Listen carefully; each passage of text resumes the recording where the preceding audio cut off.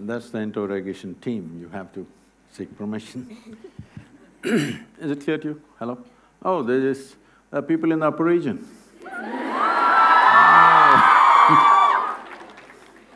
Can we light them up? I just can't see them. If there's no more extra lights, you got to light up yourself. Check. Well,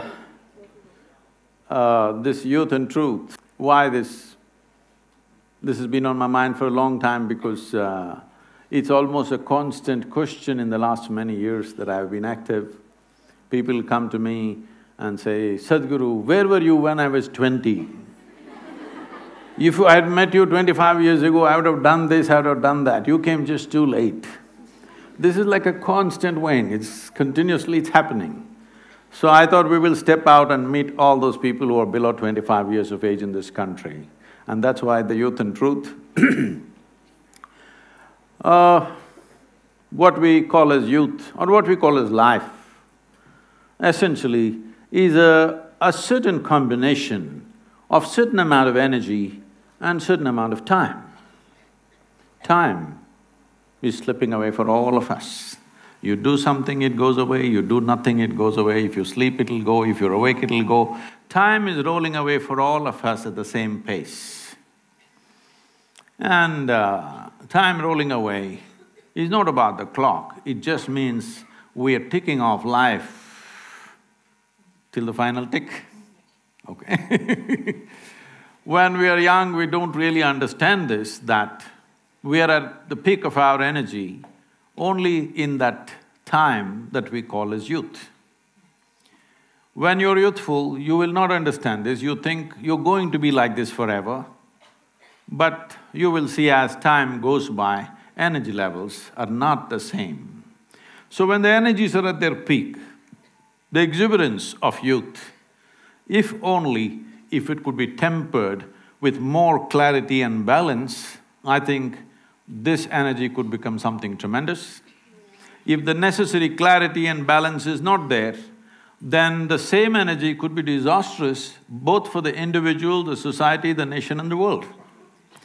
So it's in this context we thought if we can bring some clarity and balance into the life of the youth in this country, and once this is over, the next phase is going to go international and we're going to reach out to students everywhere to bring some, at least a little more clarity and balance so that this exuberance of energy which is only at this phase of life will find fruit, will find fruitful expression in one's life, doesn't go waste and doesn't turn against ourselves. For most human beings, they don't need enemies, they're just doing great. Please. Namaskaram, Sadhguru. It's an absolute privilege to have you among us today. Our girls are super excited, as you can see. They were excited when Ranveer Singh came, I saw, not… It's an absolute joy to have you among us today. Before we begin, I will quickly introduce the panel to you. This is Kajal Hamjad, this is Anjali Chandrana, and I will be your moderator for today, and Isha Koshi. So we can begin with the first question. So we've had an array, a plethora of questions come in from the entire student body. Teachers too wanted to sneak in a couple of questions now and then. But most of these questions have come in from our active student body, either through social media or otherwise, as personal formats as well. So the questions are representative of the mass. It's not an individual question that we will be asking. Yeah, and they… A question doesn't need so much explanation. So let's dive right in. So Kajal has the first question. So I think the first question as such is something that happened in recent time.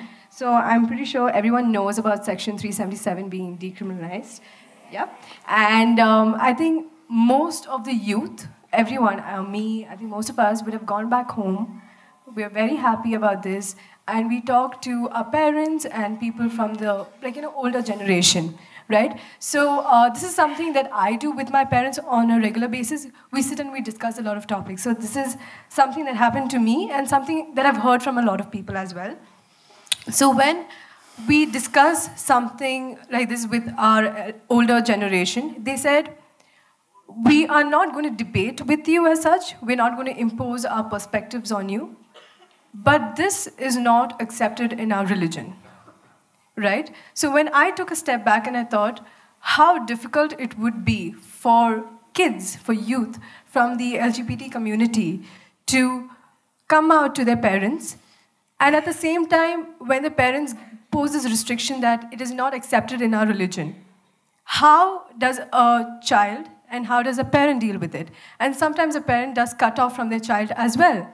So just want to know your perspective on, you know, the LGBT community or homosexuality as such with religion, and at the same time how a parent and a child should deal with it. Because I think a relationship between a parent and child is so important, right? And to lose something on that lines is not something. Let's see, probably till now, largely in the social space, in the media space, in the social media space, everybody is pitching either for or against. Can we for some time not pitch for or against and simply look at the issue as it is? Can we? Look at me, I'm not a prude, okay? Let that be clear. So, when we say sexuality, let's understand this. It is something nature has put in us because there is something called as perpetuation of the race or the species, otherwise it won't happen. Of course, we being human beings, having more brains than body, supposed to, because of that, we kind of eliminated the reproductive part and just using the pleasure part of it, all right? This is sexuality right now largely in the world. But essentially, this pleasure also is come into the sexuality process because otherwise, well, if there was no pleasure to it, maybe we wouldn't be born, you and me. Our parents would not have gone into it if there was no pleasure at all attached. Yes or no? So we are here because of that. So there is no denying it or putting it under the carpet, that's not the thing. But somebody has a certain kind of sexual preference which has got nothing to do with reproductive process as such.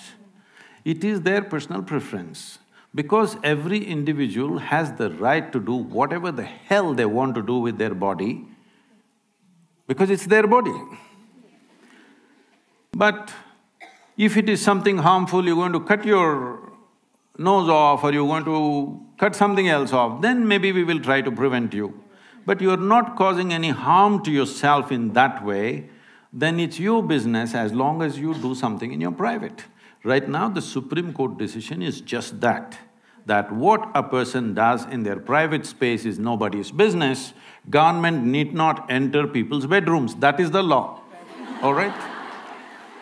And I think it's right. But at the same time, why so many of you are upset about it or for it or against it is simply because there has been a campaign around the world. I'm saying the campaign should stop. There may be a few people who are oriented that way, leave them alone, it's their business, all right? Even if you're a heterosexual, you don't go about talking it on the street. Hello? You don't, isn't it? Because private matters must be handled that way unless you give some sanctity to this body. Please understand this. The fundamental difference between animal nature and human nature is this: we are doing the same things that they do. They earn a living, they go around, they reproduce, they die. We also do the same thing. We think a lot about it and we make a whole lot of fuss about it, but we are doing the same thing. Only difference is we can do all these things of eating, sleeping, reproducing, everything more consciously. Because of that, we hold ourselves little different from the other creatures. Otherwise, what's the big difference? You may think there's a difference, other animals are looking at you and thinking, what about you? Isn't it? So, this is the fundamental process. Now, individual people have some choices. I don't think it needs to become a national or international issue, it's their business, what they're doing. But at the same time, there is no need to campaign for it or against it. There is no need to campaign against it, there is no need to campaign for it. If you allow nature to take its course, the percentage of people who will fall that way are extremely small. But because of a whole campaign going on in the world, the number of people entering that space has become bigger, much bigger than what it should be. Having said that, your parents being upset about it or not coming to terms with it, if they're doing it for religious reasons, well, there may be a lot of trash in every religion, there is. But there is also some wisdom gathered over the times in every religion, yes or no? So this wisdom, some people are calling it religion, some people are looking at it just sensibly and doing what they have to do. Some people read religious texts and come to this wisdom because they're not able to figure it out themselves. So do you have to agree with all the things that they say in the religion? No. But do you have to simply blanket disagree with everything? That'll be foolish. Because human experience cannot be thrown away, isn't it? Thousands of years of human cultural experience cannot be just thrown away. We have to take what is sensible and what is not. So when it comes to this aspect, they know the consequence of this. See, when you're at this age, the most attractive word is freedom. Hello? Well, I come from the 60s. You know what 60s? So, freedom is the word. In this… but since then I've looked at human mind in so many ways. The moment you utter the word freedom, people will end up doing freaky things. Because freedom is a consequence.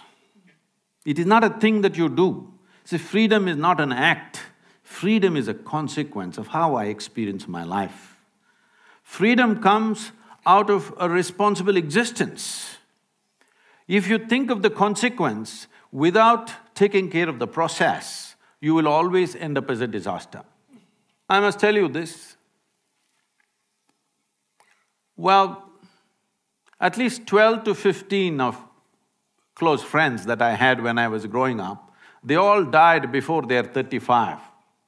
Well, some of them, because we were living on motorcycles, they got killed on the motorcycles, rest drank themselves to death, others drugged themselves to death. At least 12 to 14 people who were very close to me, who were around me, all died before they're 35 because freedom. Do you understand? Freedom was the real thing. They became free, and they became free. Death is definitely freedom. So, one thing that young people should learn is, don't utter the word freedom because freedom is a consequence. It's something that you have to earn. It doesn't come as a philosophy. In 60s, we thought it's a philosophy. If you live responsibly, you will see freedom will come. When I say responsibly, not in the sense of civic responsibility, if you retain your ability to respond to life without any prejudice, without any restriction, you will see you will become free. Your ability to respond, if it is unlimited, it is freedom, isn't it?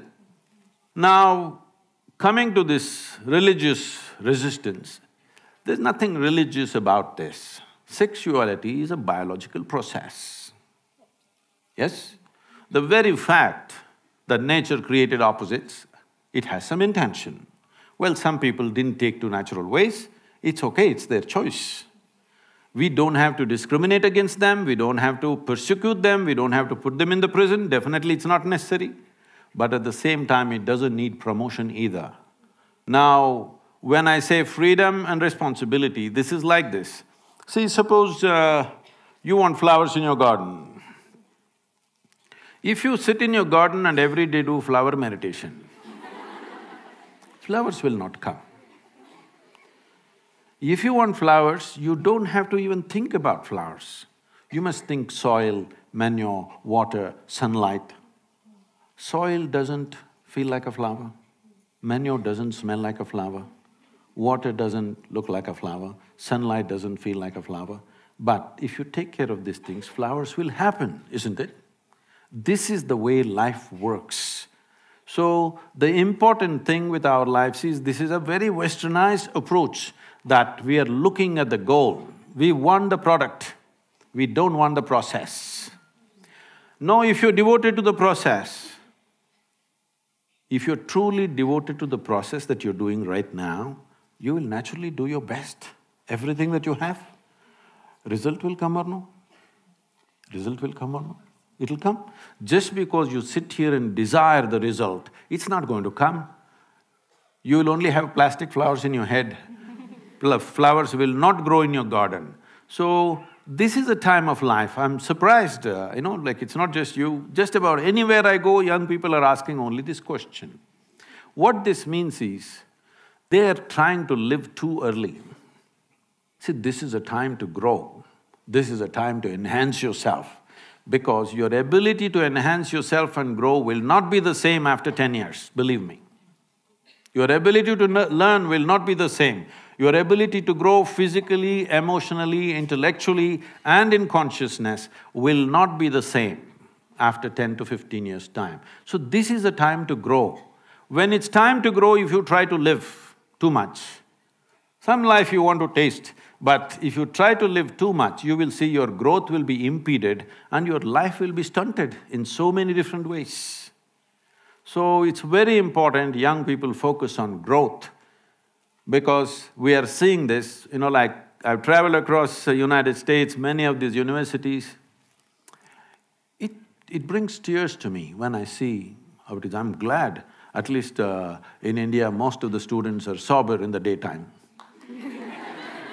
Really, I'm telling you, in top universities, daytime they're all gone. So we're becoming slaves of commerce. Because people have intentions to do their own thing, they're just enslaving the people, young people, because they want to sell their brand. Because it seems early age, if you get used to a certain kind of beer, that's what you're going to drink for the rest of your life. Yes, they have done research on this, universities have done researches on this, and they're supplying free beer in the school. Tell me, does it take a genius to understand this, that if I open a book which is of some complexity and I want to grasp this, if I'm intoxicated, can I grasp it? Hello? Does it take a genius to understand this, I'm asking? So, you don't have to… when your parents say something, they may refer to their religion because they think it's an authority. You take away the authority, just listen to the words. If it makes sense, do it. If it doesn't make sense, tell them politely, that's not the way it is with me, all right? All right, the next question that's come in from the students is internal and external validation. So let's take a decade back. The word peer pressure was the next big thing. Everyone said you shouldn't succumb to peer pressure, you shouldn't listen to what your peers have to say, they're probably ill-intentioned and ill-mannered. But we've reached a point where our peers don't have to say that to us anymore. It's internal validation. We do things to validate ourselves. And that's in some form or the other, way more dangerous than a peer telling us, because we can stop them. The voices in our head, we can't. So how do we sort of cope with internal validation? I think or the necessity for internal validation? I already said that most people don't need enemies. They're just doing great by themselves. Now, see, when you say you're a human being, also connected with the previous question also, because you're still not fully settled. When you say, I'm a human being, you have a body, you have an intellect, a bunch of thoughts and certain penetration of intellect, you have emotions, and you have a consciousness behind this. Suppose we were some other creature, let's say we were buffaloes, then body would be the most dominant thing in our life. Biology and body is the dominant thing. Mind, intellect, not that it doesn't have, it has its own mind, but small. Emotions it has, but still not as big as the body. Consciousness, it is not truly aware of. So essentially, body is the front end of a buffalo.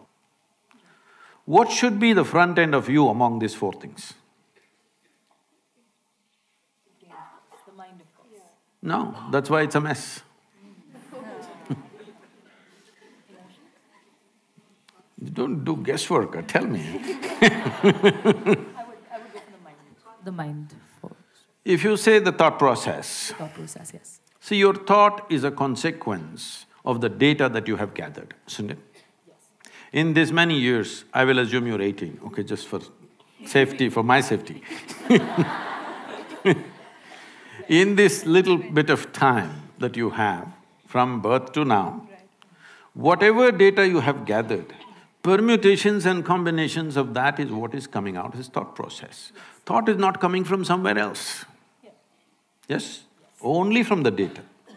Do you believe you have all the data that is necessary to know the nature of your existence, the cosmos and the beginning and the end of everything? No. Whatever, if you have read the libraries of the world, still what you have is a minuscule. From this minuscule, you generate thoughts and you say, that should be the front end of your life. This is a European ailment. It's the Europeans who said thought is everything. You know Descartes is? Yes. You are not philosophy, right? What are you? Science, okay. Avid philosophy. Okay. Descartes said, I think so, I exist. I'm asking all of you, is it because you exist you may think, or because you think you exist? Which way is it? Because you exist, you may think. Because most people are in a state of mental diarrhea all the time, they think thought is an eternal process. No. See right now, if my hand starts jumping all over the place, what do you think? You think I have an ailment, isn't it? So if your mind starts jumping all over the place, what should I think? You have an ailment. Only thing is, everybody is like you only. That's how everybody is. So it looks like normal. That's how it is in an asylum.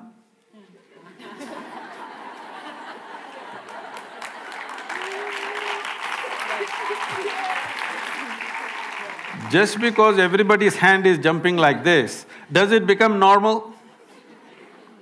I'm asking you, does it become normal? With hand, it's very obvious and visible, but if you pay enough attention, it is visible, isn't it? So your thought is an outcome of limited data. That can never be the front end, it's very, very small. Why thought became so significant in the world is because of European system of education. Why in Europe thought became so important was, they went through a few centuries of very dogmatic religious imposition. They were not allowed to think for themselves. So somewhere in 1700s, they broke away from that. They started thinking for themselves, it looked like liberation. But now the same thought is freaking people to death. See, if I leave you alone in a room all by yourself, I will give you food and shelter and everything, all good care for you. Only thing is, nothing to do. You will freak yourself to death, believe me. Yeah. Yes. So, with that kind of a mind, you want that to be the front end? Probably not. So, thought is a very, very limited thing. In the yogic culture, there is no significance to thought. We don't care what you think and feel. That may sound a little abrasive, but why I'm saying this is because we know what you can think and feel. It does not mean you are ever exploring anything new with your thought. You're only recycling the old data bin that you have. Endless recycling of what you already have. Nothing new will ever happen. This is why societies are going on talking the same rubbish forever, centuries after centuries, they're discussing the same damn thing, we still can't figure out. Well, the most fundamental thing, the biology, sexuality, we can't figure it out after millions of years of existence because thought-based. If you pay attention, simply you know what it is. You don't have to think about it. Only because we're thinking about it, it's getting all distorted in the mind. Otherwise, biology is quite clear-cut. There is no need to exaggerate it, nor to… Yes, there is no need to play it up or play it down, it is there to the extent it is there. In different creatures, it's at different levels. In different human beings also at different levels, you just do it, leave it at that level. It's just one more aspect. It's a physical platform for our existence, biology, isn't it? Now, you must decide what should be your front end. You must decide. I will… So, pretty… See, it's not me who's dodging the questions, okay? To be honest, I think it's still unclear to me, to be very honest. But I think the tangent that we will have to discover will… No, there is no tangent. I'm just asking you, is it true these 4 dimensions are there to you?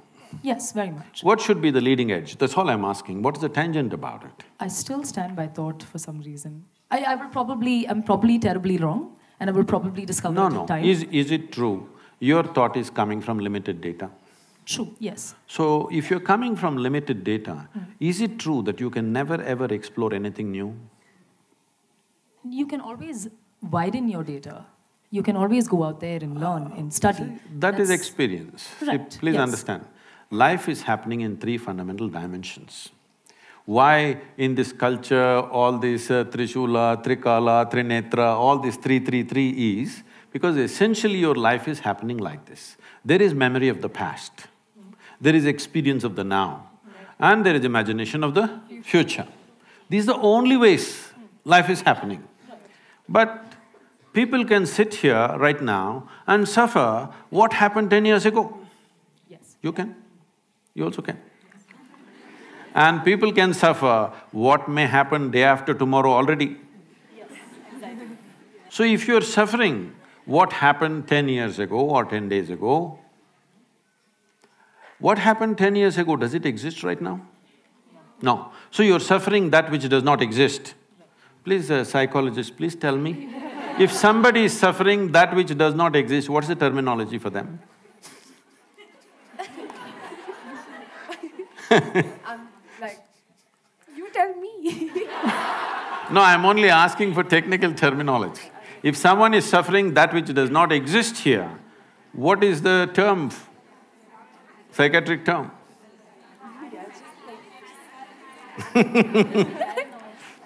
Paranoia? Yeah. You can… My teachers helped me a little. You can call it whatever you call it. I call it simply insanity.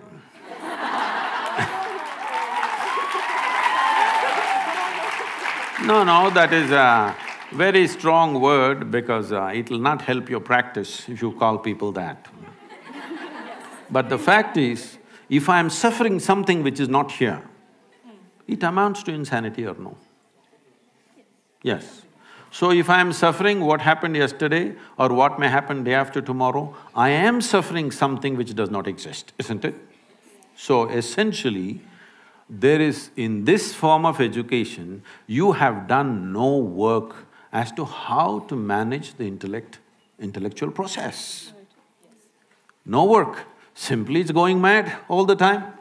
You don't know what is memory, what is experience, what is imagination, it's all mixed up. In this state, this intellect is not a possibility, it is only trouble. I must tell you this, 4 months ago, I think 4.5 months ago, a television anchor in Andhra Pradesh, a 34-year-old woman, she jumped off the 5th floor and killed herself. She left a note saying, "Nobody is responsible for my death, my brain is my enemy." Can you beat this? Well, she articulated it, but that's the truth with a whole lot of people, 90% of humanity. Their brain is their enemy. They don't need any external enemy. If they sit in one place, they poke themselves. So she killed herself, and this… I don't know if you saw this handwritten thing went all over on the televisions and everything. Well, this brain, This brain is the most bloody precious thing that you have. It took millions of years to manufacture this brain of evolution. And today, it's become your enemy. Obviously, there is no stabilizing factor inside. When we say stabilizing factor, we are not talking about taking tranquilizers or having a glass of something to become stable. There is a dimension beyond all this. It is on the platform of this life, we have slowly built this body, we built this mind, we built these emotions, isn't it? Isn't there no concern about that platform that you call as life? If we just attend to that, all these questions will just vanish. People were asking me when I was at the Anna University day before yesterday, Sadhguru, how come you can answer every question? I said, because till now, nobody asked me a question that I myself did not ask to myself and to everybody around me. I had 1 billion questions, nobody answered. Then I realized the questions are all coming from a wrong perspective. Because there is no profound experience of life on the surface with information that I have, I am manufacturing questions and questions hung like a dark cloud around me when I was young. So I said, till now nobody has asked a question that I myself did not raise. But why? If I raise the question, the next generation is raising the same damn question, that means we are not learning a thing from each other, isn't it? With all due respect, speaking of mental diarrhea and data bin, I'd like to talk about the education system and sorry.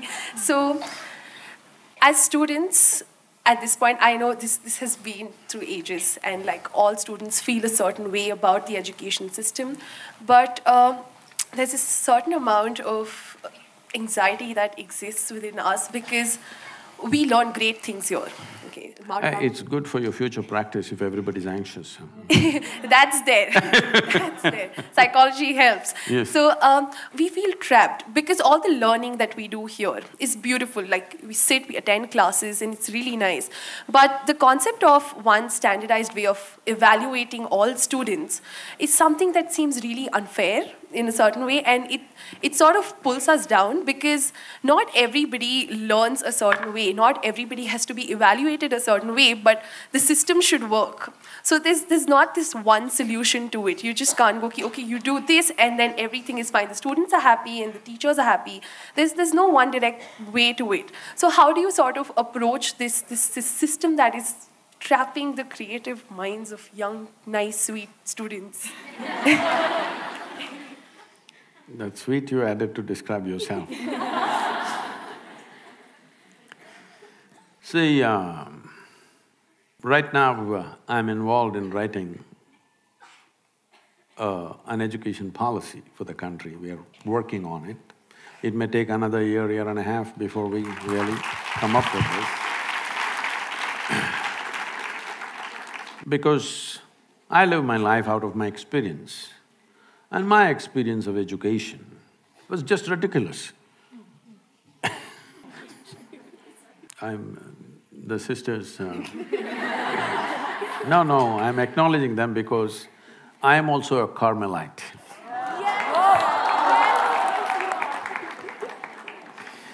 One year, on my second standard, I was in the Christ the King convent, and in my 7th standard, I was in my Nirmala convent. No school would keep me for more than 1 year. Because I never understood, why the hell am I going to the school? Nobody explained to me. It's very… please, whatever I say, please, I want you to listen to this carefully because it could be misunderstood completely. Because when I was 4.5 years of age, one thing struck me, that suddenly I did not know anything. I do not know anything means I do not know anything at all. If somebody gives me a glass of water, I do not know what is water. Well, I know I can drink it, I can use it, I know how to use it, but I don't know what it is. So I keep staring at the water for hours on end. Well, actually the fact is, even today you don't know what is water,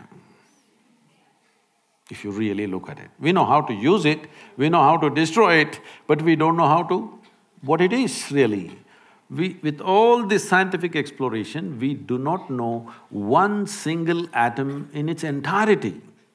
We know how to break it, fuse it, make a bomb out of it, all these things we know, but we don't know what it is. So if I found a blade of grass, I'm just staring at it for hours. If I sit up in the night in the bed, I'm simply staring in the darkness. My dear father, being a physician, started thinking that I need psychiatric evaluation. You're just too late. My problem was, I look at this and I don't know what this is. They're asking me to look at that. I just cannot shift my attention, I'm just looking at this. In this condition, they sent me to school. My mother said, don't look here and there, pay attention to the teacher. I went and looked at the teacher. Absolute attention to the teacher, the kind of attention they'd never received in their life. Many things happened in this, I don't want to go into the detail. When about 9 years ago, this school where I studied for a couple of years, that's the only school where I stayed for 2 years. So they came to invite me for their 125th anniversary. I said, see, why me? I was not just a not good student, I was not even a student. Because I didn't have a textbook, I didn't have a notebook, I just went. I just had a bicycle. I thought it was good enough. So, I said, why me? Please, I am not a good example for the students. They said, no, our school has produced union ministers, our school has produced cricketing stars, film stars, you are the only mystic, you have to come. So I went. So I went and sat there in the quadrangle, the same oppressive buildings. And… no, this is my experience, I'm saying. And suddenly I looked at this particular classroom and I remembered, I was 12 years of age. One afternoon, these are times when I don't speak for many days, because when you don't know anything what to say. I'm still trying to drink in the creation around me, I'm paying attention to the leaf, to the… everything. Man, woman, child, animal, plant, anything. I'm just paying attention to everything, I still not figured out a thing. So there's nothing much to say, so I don't speak. So at one point, my father put me through speech and hearing test, thinking I cannot speak. This is the problem of a physician. Then that afternoon, the teacher is trying to get some response from me. After about 35–40 minutes, I'm just looking at him. I don't even hear what he's saying. I know this man's past, present and future, but I don't hear the question. After 35–40 minutes, he got so frustrated and angry with me. He came and held me by the shoulder, shook me like this violently and said, you must either be the divine or the devil. I think you're the later. I didn't feel insulted or abused, I just thought about this. Because till then, I did not know what is this, what is this, what is that, what is that. Everything is a question mark, the entire universe. But I knew one thing, this is me. This guy confused me about that also. I just looked like this. Is this divine, is this devil? What the hell is this? I tried to stare, it didn't work, then I started closing my eyes and sitting. This is how my journey started, because I am trying to figure out what the hell is this, because till now I had one assurance, this is me. Suddenly he confused me about this also. Why I'm telling you this is, see, we have set up education factories to feed for other factories, larger factories. You must all understand Day in and day out, when everybody talks economy, economy, economy, you must understand you are just raw material. You're not human beings. That's where we're driving the world, entire world. When economy is the most important thing, this is how you will run the education. There is no time for any tenderness, there is no time for any nurturing, there is no time for anything because everybody has to pass at a certain age and get into the job and make money and then in the end, I don't know what, they'll relax in the end when they're 75. So, this has to change, but for this to change, we have been in 15, 20 generations of poverty in this country. Your parents have relaxed a little bit. My time, our parents were so hyper about how will you earn a living, how will you earn a living. I said, why are you bothered about how do I earn a living? Tell me when you don't want to feed me, I'll just go somewhere. I'm capable of getting my food. And I have no problem of wanting to live like somebody else. I'm not bothered what somebody else has. I know I will never go hungry, I will find my food somehow. I went into the jungle and stayed for 3 weeks by myself and I managed to survive off the jungle. So I knew if nothing works, I'll go into Western Ghats. So why I'm saying this is, we become too overly concerned about survival process. For the society to relax a little bit, I think economic development is needed. See, these two things are like this. If economic development is much more and there is ease, that if you… let's say you don't pass your examination, you won't fall on the street and get lost. If that assurance is there, everybody will relax a little bit, feet off the throttle a little bit will happen. So right now we created three different dimensions of education. One form of education is just for rural India, because for them it's economic.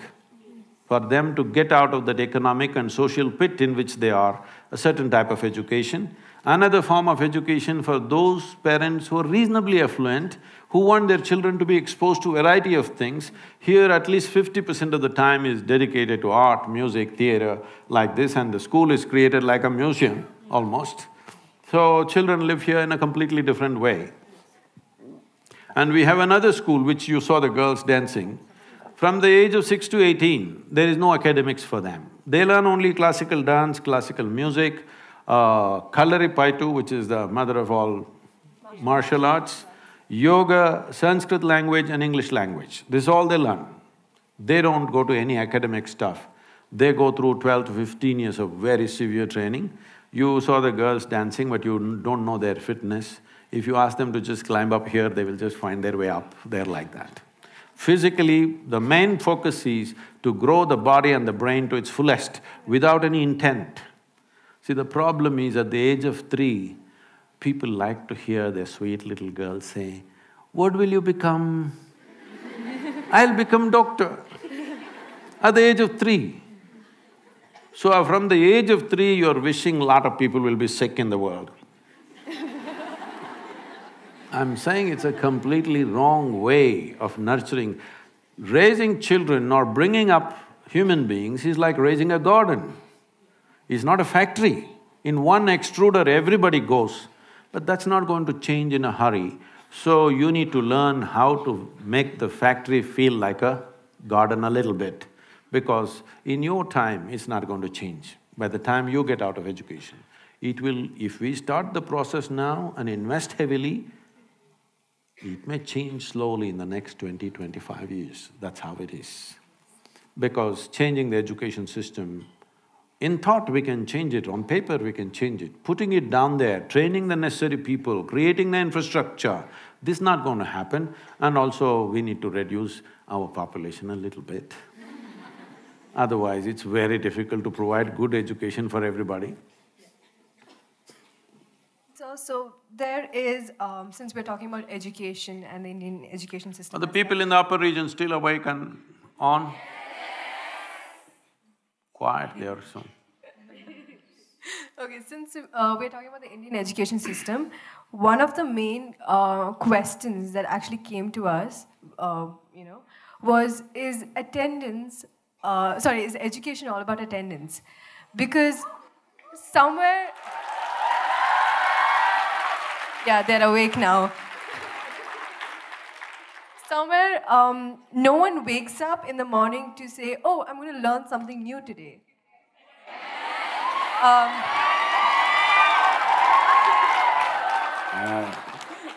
She wants to become a star in the college.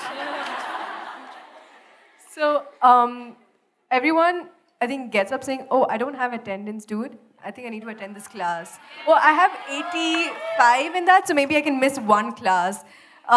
I think many of the students here, they don't like maths, but when it comes to calculating the amount of percentage that is required, they're so good at it. I think even Anisha has a question when it comes to motivation and drive as such, especially in college.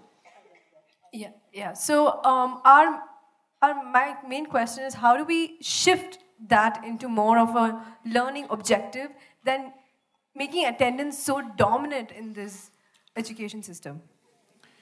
I don't want to share my experience of attendance. What happens with the student body at large is the drive to learn or the drive to acquire knowledge has died down somewhere. So I think this is a question from the student government itself, because we as an organization, as an institution, I think… You're trying to win the next election also. Won it already. So what happens with a lot of the students in college is we provide them with all of the avenues that they possibly could ask for. The best associations, the best teachers, the best outlook, the best reach, opportunity, name it, and we've given it at some level. But the drive to get them to actually do it, or the drive to get ourselves to actually pick ourselves by the feet and say, this is what I want to do, I want to make use the whole potential of what I've been given. How do we accomplish that? Because I think there's a stage of stagnation. We hit a plateau by third year and we've declined. So how to overcome that stagnation? See, as you have been pointing out, as students everywhere, and it's not that teachers and establishment doesn't know about it, they also know. One thing is the massive size of the student body. It's not a small number to experiment and change this and that, it's massive. And if you make any changes, the loopholes that arise in the new system, everybody will exploit the loophole. So, people are averse to change because of this, which is not the right way to approach. But the pressures of running an educational institution, I also know how it is. Talking about attendance, see, I raise my girl with very little interference with what she's doing. So she traveled with me. I was traveling across India, driving myself all the time.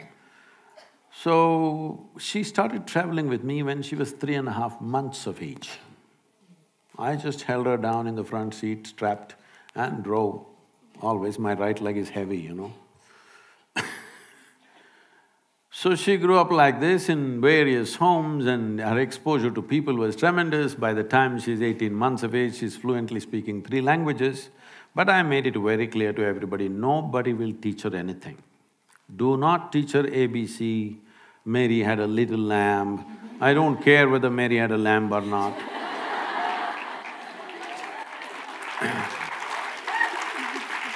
So, I made one rule, you can play with her, you can do whatever, nobody is going to teach her 1, 2, 3, ABC, nothing. No rhymes, no nothing. Well, she picked up some cinema tunes, this and that, like sounds of Isha singing, she picked up those tunes by herself, but nobody taught her anything. Then I thought I'll never send her to school, she can just be with me, but one big problem is you cannot provide that age group company, which is very important. She may become my age when she is still 10, 12. So I sent her to a school which is most relaxed without too many restrictions. When she was 12, 13 years of age, one day she came to me. Something that happened in the school upset her emotionally, and she came to me and she said, "You're teaching everybody so many things, you don't tell me anything."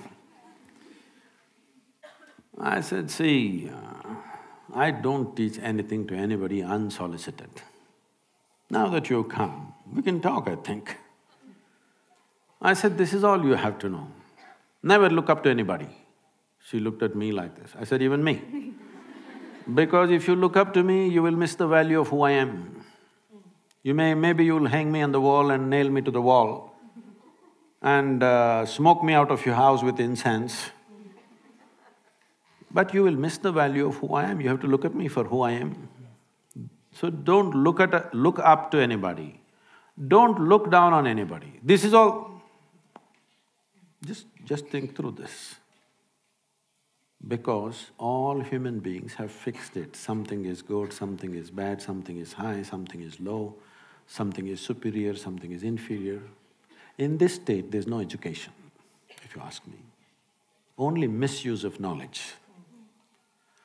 So this is all you have to know. Never look up to anything, never look down on anything. You will become absolutely present and very human. Full-fledged human.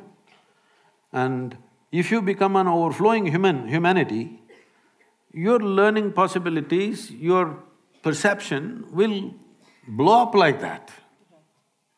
That's what we need to do. But how to do it, they were telling me in these premises there are 10,000 girls. How to do it with 10,000 girls?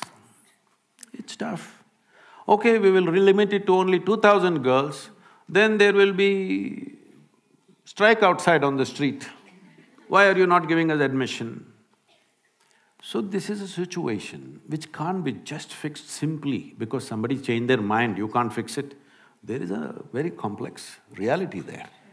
So for yourself, we can do this, maybe, I don't know, from the student union or from the teacher's side. If we can identify responsible students, responsible need not necessarily mean obedient. Responsible need not necessarily mean they're getting 98 marks in where they should only get 60. So, responsible is different. All I'm saying is, if all of you girls assure the management that our time in the college, don't compel us to just necessarily sit in the class, but these 7 or 8 hours we have, we will stay focused on something. We will not sit here and there gossiping, we'll focus on something. If education is a focused time, it doesn't matter what you focus on. Who knows, you may be science, suddenly you may become a better psychiatrist than her, psychologist than her, or she may be psychology, she may just pick up something else. Because choices are made considering so many things at a certain time, that may not be your genuine aptitude. See, there is a certain genius in every human being. Home situation and school situation must fundamentally focus on how to unfold that genius. Unless you create that atmosphere of incubation, it will not flower. Believe me, 99% of the human beings on this planet live and die without ever touching the inner genius that they hold within themselves. It is not just about them, what a loss to humanity. This is why the same stupid things are being debated for thousands of years, because human genius doesn't open, bunch of idiots. Yes, talking the same damn things forever as if it's something else. What every other creature with a millionth of your brain knows, human being is struggling to figure out. What a grasshopper knows, you're struggling to figure it out. This is not fair. Hello? This is not fair to humanity. I want a higher opinion. Hello, all of you. So another topic that is like very sensitive, but it's not talked about as much, is casual relationships that exist in this nice age group that we're in. So, yeah, I'm just going to say good things about us. So, people engage in physical relationships today, and what they lack is a lot of emotions. And we want to know if it's opinion, I mean your opinion on it, and whether people do it by choice. Is it healthy? Is it, you know, what to make of it? Mm-hmm. Can I tell you a joke? Yes, please.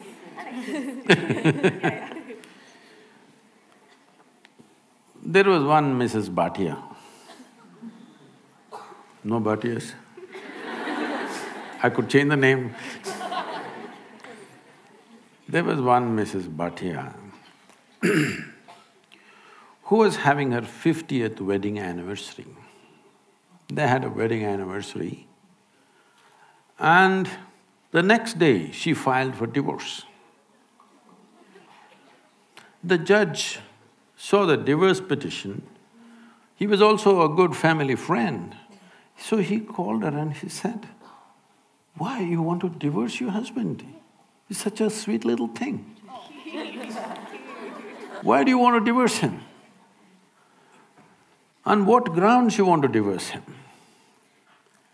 She said, "He's not been faithful to me. He's been cheating me."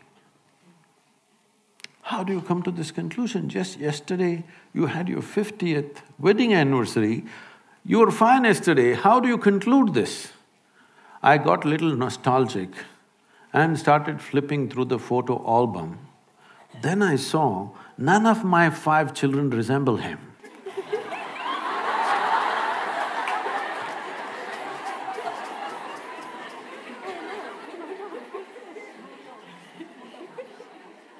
So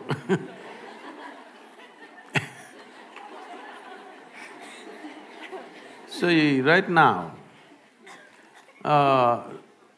do you remember how your great-great-great-great-great-grandmother 10 generations ago looked like? You don't. But her nose is sitting on your face right now. Your body remembers, yes or no? Your body remembers even the skin tone of your forefathers 1,000,000 years ago, it still remembers, not forgotten. So what you're calling as my body is an enormous amount of memory, isn't it? What you carry in your brain as memory is minuscule. What you carry in your body, there is evolutionary memory, there is genetic memory, there is karmic memory, there are articulate and inarticulate levels of memory. There is so much memory. You think you know how to walk right now, please understand, only because your body has built up that memory. If your body forgets, you won't be able to walk.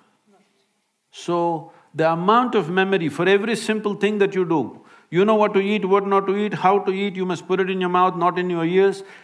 This may look funny, but you would not know if you don't remember. So your body is a repository of tremendous amount of memory and it's picking up all the time. If you walk from here to here, there may be 50 different kinds of mild smells. You may not consciously notice, but the body is picking it up and it recognizes. All the time it's recognizing, that's how you know what is good smell, what is bad smell, this is this smell, that is… You recognize the different aspects of sound, smell, this, that, because constant recognition is happening. So this body memory, traditionally in this culture, we call this as runanubandha. That means physical memory that you build.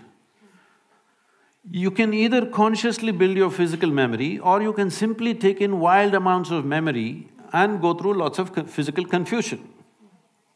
So wherever there is impact, I don't know if you still have these things, maybe in your generation is gone, but still there will be people in Bangalore city. If you ask them to… if you try to give them salt, they won't take it, they'll say, keep it there. If you try to give them sesame seeds, they will say, please keep it there. Because they have recognized many substances which can easily carry your memory and it will become mine if I take it. So I don't want to take in memory. This is the reason why generally in this culture, touching each other, shaking hands, these things are avoided. We touch our own 2 hands and do namaskaram because we don't want to go on picking up memory. Because if I as much as touch this memory, it remembers. You try this with 4 of your friends, you touch their hands. Don't try to consciously remember, every day touch their hands, forget about it. Tomorrow, if that person comes and touches you, you know it's this hand, isn't it? So the body remembers, it's not the mind. The physical body remembers, this is called as runanubandha. When there is a sexual interaction, or there is any kind of intimacy which involves thought, emotion and body, the amount of memory that is left in your system is very big. It is from this context they said you must keep this as simple as possible.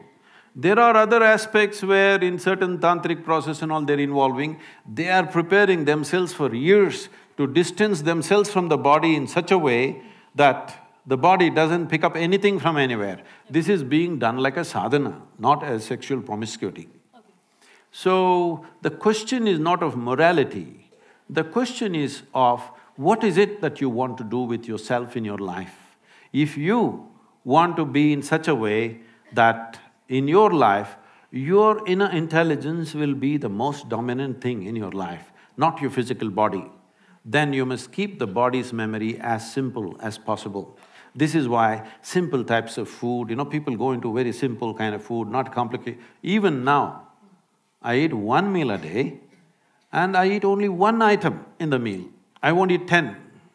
I may eat all of those things another day, but today I'll eat only one item because it makes a huge… Just experiment and see, don't go by what I'm saying. Just experiment and see, especially when your examination time comes, eat simple food and see what a difference it makes for your intelligence, how it functions, how alert you are, everything. So, what is it that you're trying to build yourself to? Do you want to build yourself to be a sexual supernova or… No, I'm saying some people may have that intention, that's up to them. But what is it that you want to do with your life is something that you must decide. If you have decided that, it's very, very important that you don't unconsciously pick up enormous amount of memory because this will lead to… Later on you will see, it'll become very difficult to remain peaceful and joyful in your life, no matter what good things may be happening, simply because there is confusing memories in the system. When something else of similar nature comes, the body goes into a turmoil of confusion. It may not translate into your mind, just physically it will go on. So, it's a choice that one has to make. It's not a question of morality, it is a question of living sensibly.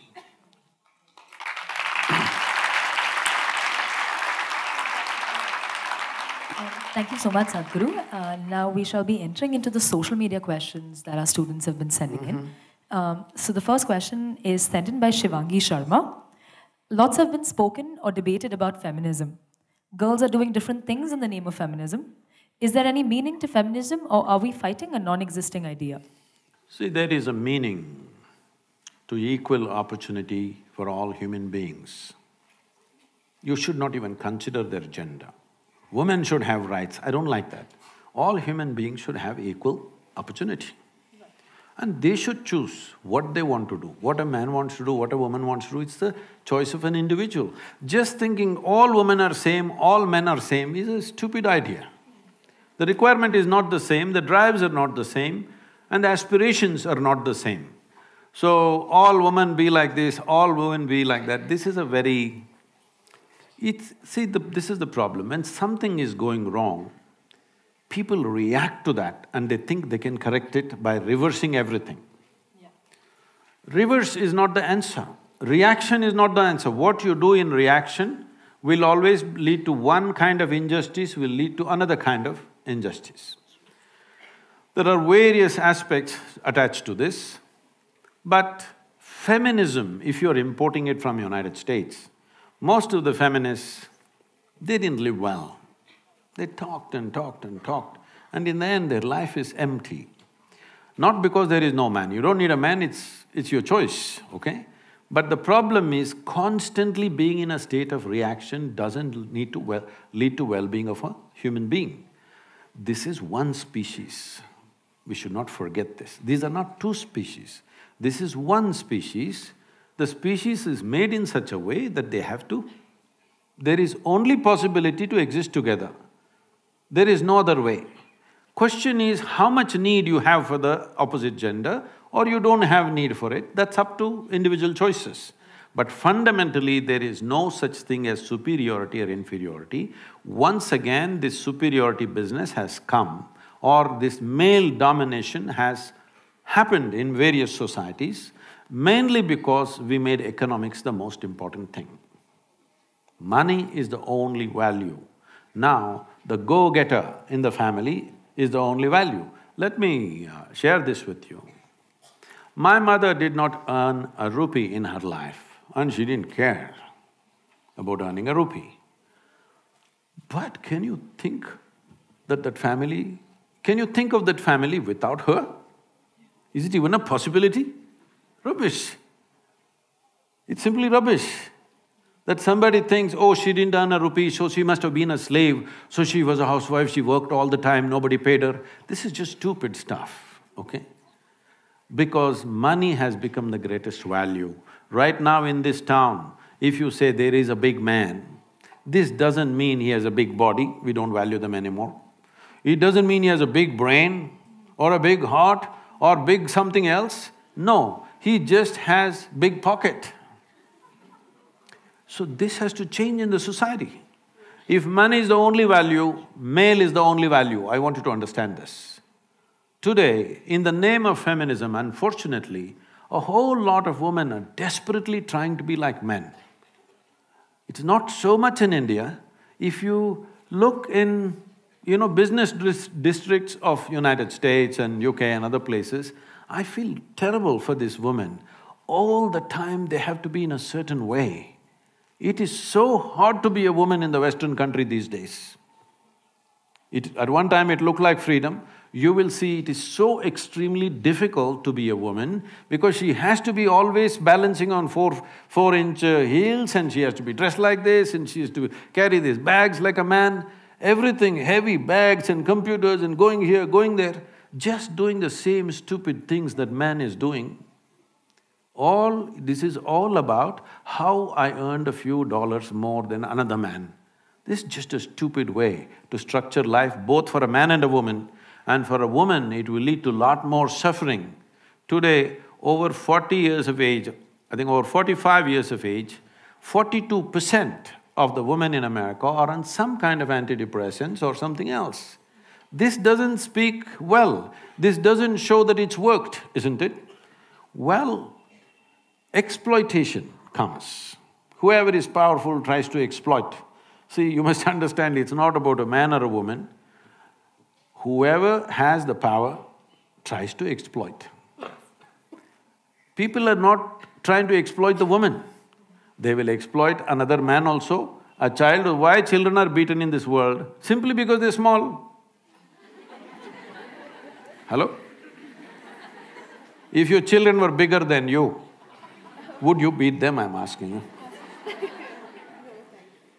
So, anything that is weaker than you, somewhere you think you must exploit. If this has to go, the front end of your life should be your consciousness. Why consciousness is? See, when we sit here, your body is your body, my body is my body, 100%. Till they bury us, we don't understand it's the same stuff. Yes? When they bury us, we get it, it's the same soil. But right now, this is me, that's you, 100%. Now you are very cautiously agreeing, disagreeing, because your mind is your mind, my mind is my mind. Yes?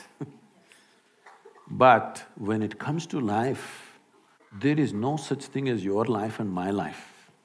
There is just life, this is a living cosmos. You captured a little bit of life, I captured a little bit, somebody else captured a little bit. But it's like blowing soap bubbles. You blew soap bubbles when you were young? Yeah. So you got only this big bubble, somebody got this big bubble. Same soap. Everybody has air in the lungs, but one person gets this big bubble, another person gets this big bubble. Why do you think? Certain level of attention, isn't it? In blowing a simple soap bubble, there is a certain methodology and a technique to it. Now you filled up this much, poop, it went. Then you can't say, this is my air. There's no such thing. So similarly, as you sit here, there is your body and my body, your mind and my mind, there's no such thing as your life and my life. If you put that as the front end of your life, all these discriminations, prejudice, nonsense, your body will not work against you and anybody, your mind will not work against you or anybody, your emotions will not work against you or anybody, because it is the identity which decides how your mind functions, isn't it? Right now this feminism is coming from, I am identified as a woman. No, physically you are a woman, it's fine. 50% of the population should be women, always. Always it should be. That is good. But your identity need not be 100%. You are identified as a woman at one level, but your identity need not be 100% with your female body, because this means we are identifying with body parts. If we must identify with body parts, why choose reproductive organs? At least choose the brains. But brain is my enemy.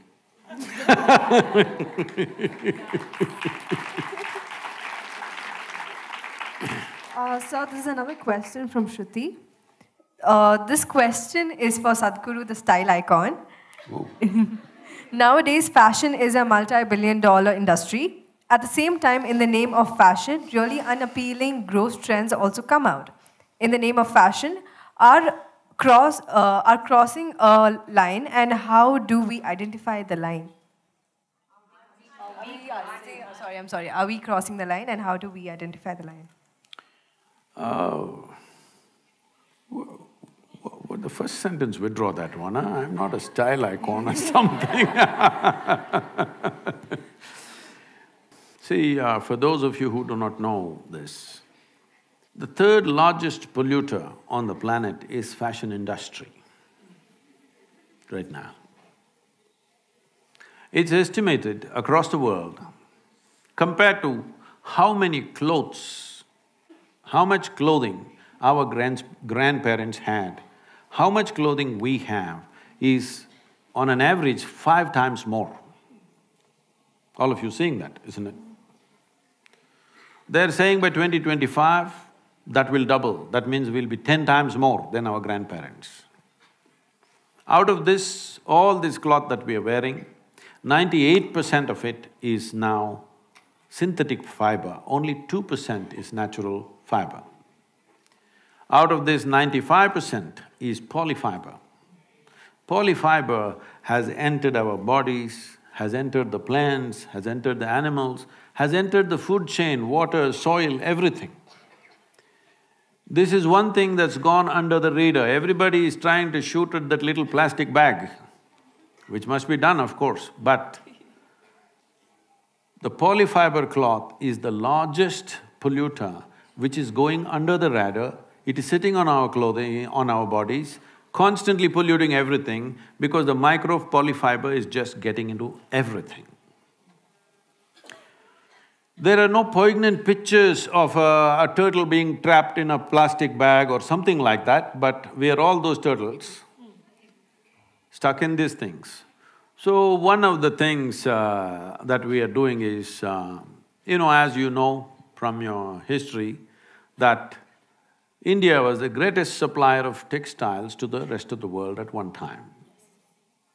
60% of the world's exports was Indian textiles 300 years ago.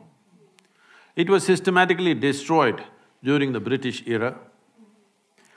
Over 3 to 4 million people died in about 50 years simply because the industry was systematically knocked down.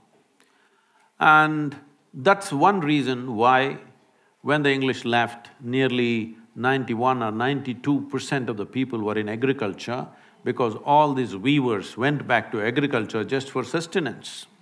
That is why such small holdings all over the place and agriculture being in such disarray, one reason is because of destruction of handloom industries. To a point where one of the Governor-General said, the fields of India are bleached by the bones of the hand weavers in 1860, because millions died. So having said that, we still have the skills. India is poised, if we do the right things, to be able to clothe the world once again in a sensible way, in a natural way. And in the sense, this can be economically fantastic.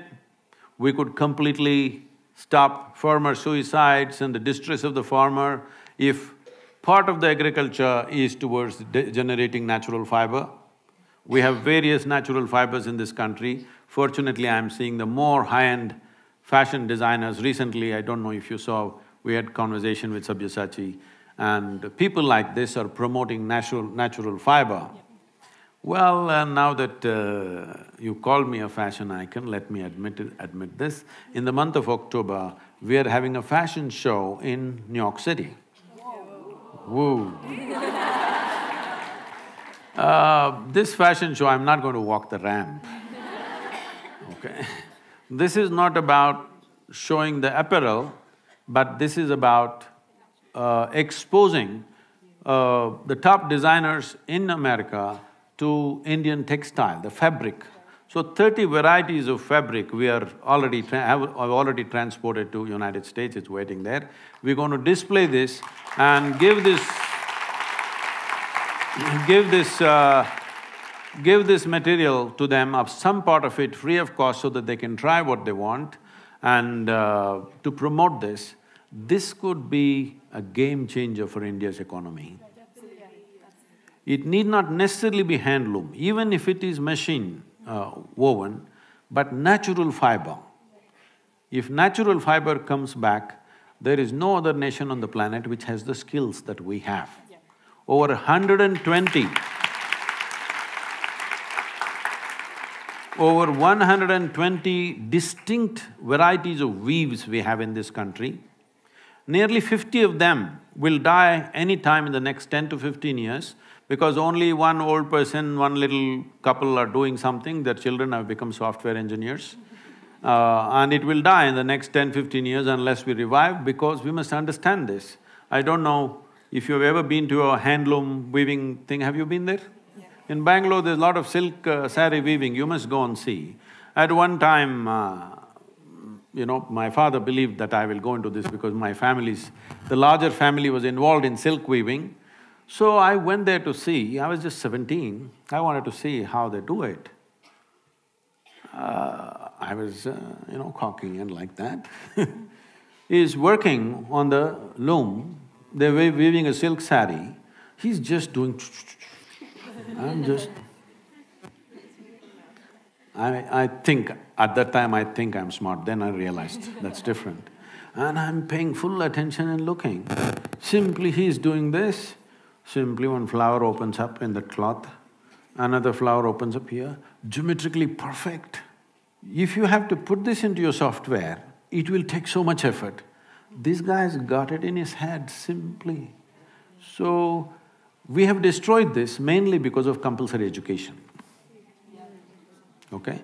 If a son or a daughter with their father or mother goes to the loom or to the agricultural field to work with their parents, the parents could be arrested because child labor. So we are determined to destroy all the skills in the country and have millions of graduates who have the attitude of the educated and who don't know how to do a damn thing in their life.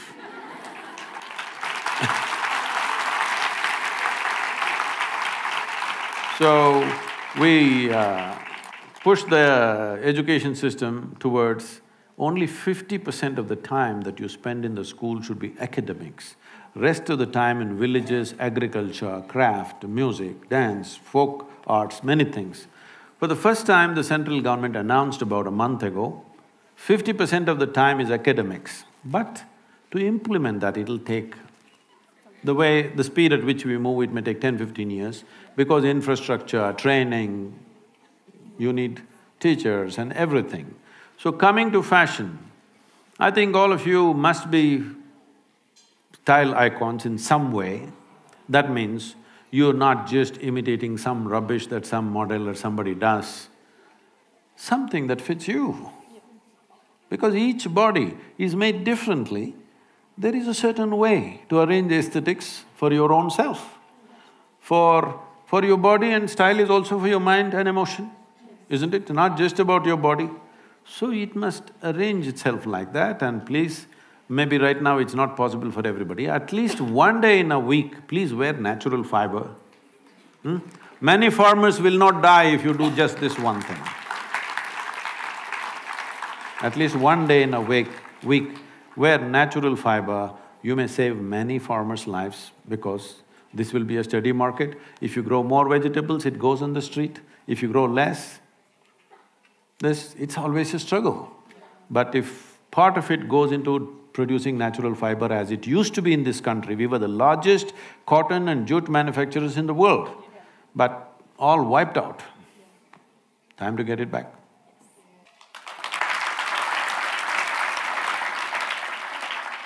So the next question is from Uma. The question goes, life in cities have become a nightmare for girls. Groping, leering, lewd comments in public transport are a norm that girls have to put up with and unfortunately don't raise their voice against. What to do about such upsetting civilizational evils? It's an unfortunate reality. At that moment, I know what is the reaction and what is it that we feel like doing. That's a different matter. But we must look at the larger picture. Why? Why is such a thing happening? See, this is because we are a society in transition. We have sort of given up our traditional ways of doing things. We have not caught up with another way of doing life totally. We're just hanging in between for too long. In the sense, probably 30 to 40% of the young people that you see in the cities are migrants, they've come from elsewhere. One thing is, when you're in a new place, you can afford to be irresponsible. They won't behave like that in their own village, okay? Because there are consequences. Here they are new. And another thing we have to address, if we have to look at it compassionately, is if he was in his village, his mother, his mausi, his atte, somebody would be talking, see, we're going to get you married to that girl, see that girl? That is going to be your wife. Whether it's going to happen or not, that's not the point. He thinks there is a solution for his hormonal struggles. Yes, it's a reality, come on. Between the ages of 15 and 25, this is at its peak. So, even if there is no physical solution, there must be a solution in thought and emotion that he knows that, this year you're going to get married, no, this year the crop is not good, okay, you'll get married next year, they may postpone it 5 years, but he is living in that comfort that there is a solution for him. You take that guy and transplant him into Bengaluru city. He's just a wild creature. He's living somewhere, 10 people in one room. Daytime one set sleeps, nighttime another set sleeps in the same room. That's a living conditions, I'm saying. And there is no family, there is no any kind of balancing factor in him, there is no society for him, it's just dog-eat-dog world for him. And for his hormonal stuff, there is no solution. Nobody is telling him that girl is for you. His mind is going crazy. He watches movies, these days pornographic stuff is all over the place, he's watching it on the phone. So he thinks this is what every girl wants. He is unable to think beyond that, you must understand his problem. See, first of all, what puberty or adolescence means is, see, when you were, let's say 10, 12 years of age, you looked at somebody, they were just fine. Suddenly you became 14, 15, your intelligence got hijacked by your hormones. You look at somebody, every bump on their body looks like a world by itself. Yes, this is the reality. Now, that guy who is transplanted from a village to here, and his idea of a woman was his mother or his mausi or somebody, now he's seeing young girls here, the kind of girls that he only saw in movies maybe. Now, one drop of alcohol, the guy will pounce on you. Little more push he needs. All these rapes and things you're seeing is just this. Already he's out of control, he's somehow holding himself, put 1 or 2 drops of alcohol in his mouth, boom. He'll go crazy. So this is an unfortunate situation. It's a cruel situation for him, it's a cruel situation for those who are victimized by him.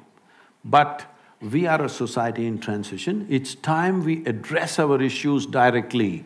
Don't go on thinking it'll get solved if we close our eyes and sit. It doesn't get solved. So, as a society, we must debate. Are you going to go back to 16 years of age, you can get married? Or are you going to go back to a place where you will discuss and see how to conduct this society? After all, there are young people, they have their needs. How are you going to address this? We need to directly, head-on, we must approach it, not slinking around it, not hiding behind religious books and this and that. You need to address it. This is the issue, how to deal with it. If you don't do that, this is what they're doing. See, one thing is, when such things are done to you, how horrible you feel is one thing. But I want you to also think, how degenerate does he feel doing these things? There is a certain degeneration. He can only do it when he believes he cannot be caught, isn't it? Because there is a certain degeneration of mind, essentially because it is just like a hungry child grabbing something and running away to eat. He is in the same mode with his sexuality.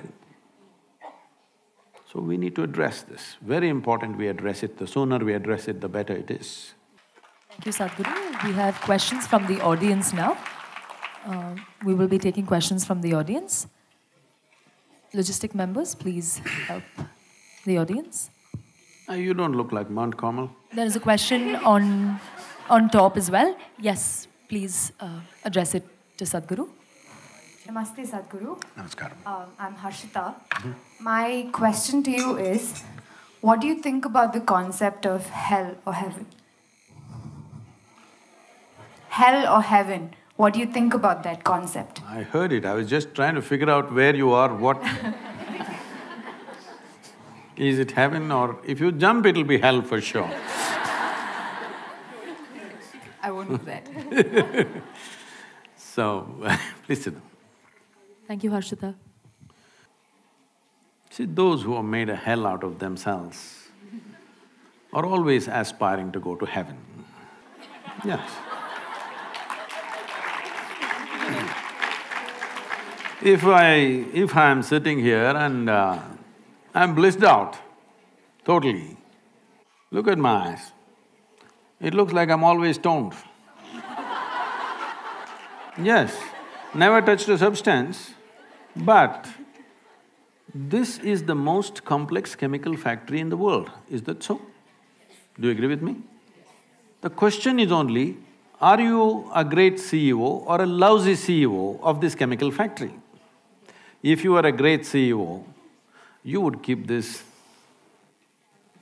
all the time, blissed out, right chemistry. If you're a lousy CEO, you produce bad chemistry and you think it's because of this one or that one or that one. So, for some reason people are feeling miserable.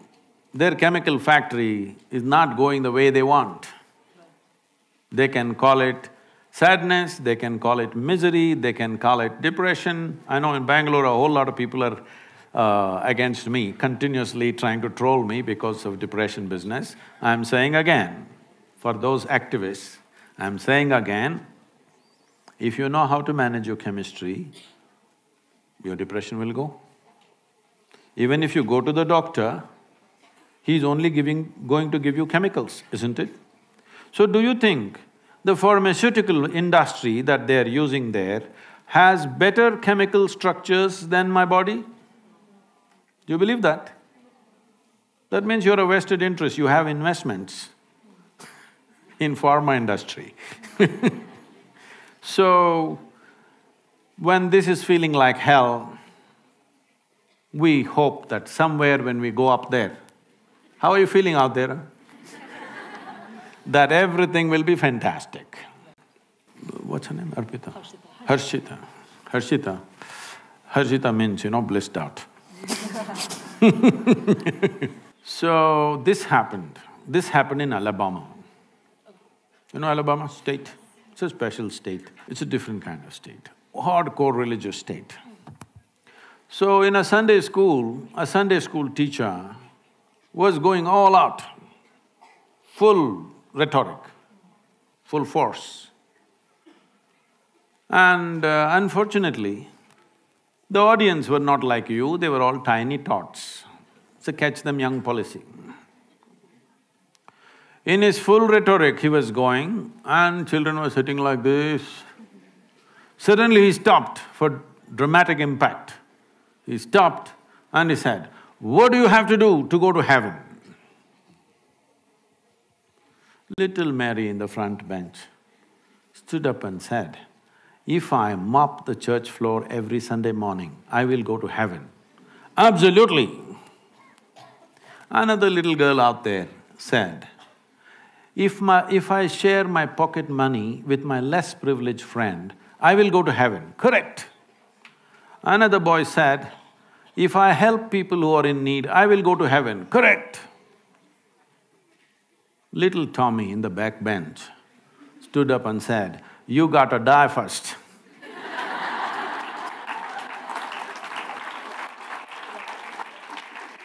Well, that's a qualification. If you want to go to heaven, you got to die first. So when you die, depending on your culture, we will either bury you or burn you or cut you and throw you to the birds. Yes, one of these things we will do, depending on your culture. So one thing is very clear, you will put your body back into the earth and it's a very eco-friendly thing to do. If you've not done anything in your life eco-friendly, that is one act which will be good. You should not take your body and go. You must put it back into the earth because this belongs to the earth. So you left your body and went to heaven. You know what is in heaven, Harshita? No? You know? Okay, okay. So, what is in heaven? In Hindu heaven, food is very good. If you are a foodie, you must go to Hindu heaven. Nala himself will cook personally for you. He's the greatest chef. If you go to another kind of heaven, white-gowned ladies will float around in the clouds.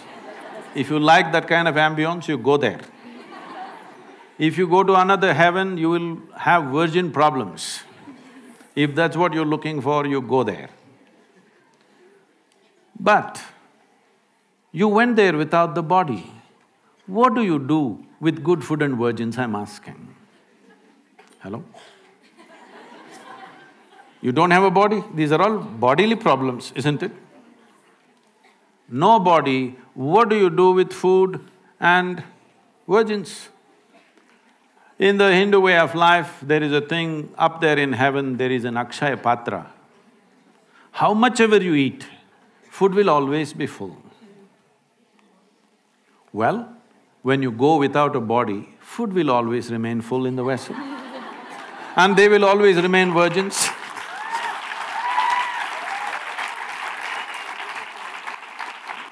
So, we have been doing this for a long time. This was one simple way. You must understand the managerial skills of the traditional people. This was a way of managing humanity. You're miserable. You… don't worry, when you go there, everything will be okay. Solace. So if it is a psychologist saying these things, it's okay. But you really made them believe everything is going to be better somewhere, you can mess up your life here, that's not good. Somebody is in deep state of suffering, don't worry, when you go and sit in God's lap, everything will be okay. It's a psychological tool. It's fine when people are in extreme states, but don't brand it and sell it everywhere because it's not going to work like that. So, now heavens are collapsing in people's minds. Why there is such an increase of consumption of alcohol and drugs on the planet is mainly because still people are not articulating it, but in their minds, heavens are collapsing. How many of you are thinking, one day when I go to heaven, everything will be fantastic? Not many of you, I'm sure. But in the previous generation, if you had looked, the numbers were quite significant. So heavens are obviously collapsing in human mind, because if you ask three questions, all the three heavens will collapse. Yes. So now once human intellect became active, inevitably it'll ask questions. If you ask questions, these things will collapse. So people are trying to have alternatives right here, that they're getting drunk and drugged right here. So this is the moment. All of you young people must understand this. At this point of time, if we don't raise human consciousness in a big way, if you don't teach people how to sit here absolutely blissed out by your own nature, believe me, in another 50 to 70 years' time, at least 90% of the human population will be on some kind of chemical. To be healthy, they need chemicals. To be peaceful, they need chemicals. To be joyful, they need chemicals. For everything, they need chemicals.